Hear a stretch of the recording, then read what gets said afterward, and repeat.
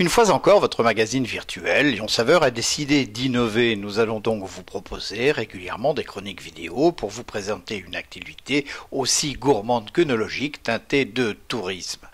Nous avons délibérément choisi la semaine de la sortie du Beaujolais nouveau pour débuter ce lien entre vous et nous. À tout seigneur, tout honneur donc. Comme il est de coutume, c'est le 3e mercredi du mois de novembre, à minuit précisément, que ce fameux nectar rouge grenat est débloqué. Autorisation administrative oblige, ce qui ne lui empêche pas, compte tenu du décalage horaire, d'être bu quelques heures avant au Japon par exemple. On ne vous le dira jamais assez, après une année 2009 qui a marqué les esprits par sa qualité, ce primeur 2010 est dans la même lignée. Il affiche avec arrogance une fraîcheur très empreinte de fruits rouges. Point de levure exogène, je vous rassure, mais un travail des vignerons sur le raisin, tout simplement et tout au long de l'année.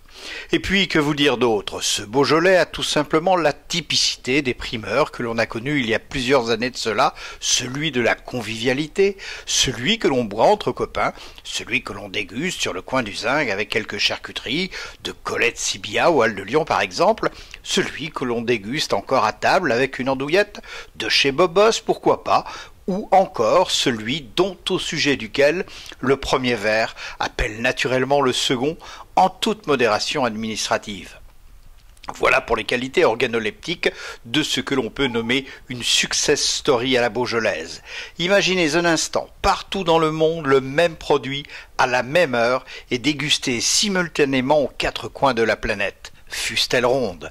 Un succès dû à des hommes, ceux qui ont su à l'époque transformer l'essai de la réussite.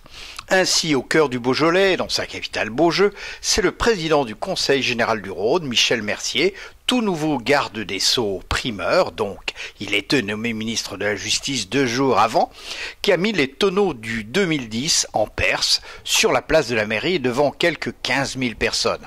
Fête des Sarmentelles oblige, ce qui, soit dit en passant, n'est pour déplaire au président des comités départementaux et régionaux du tourisme, Frédéric Miguet et Gérard Périssin-Faber.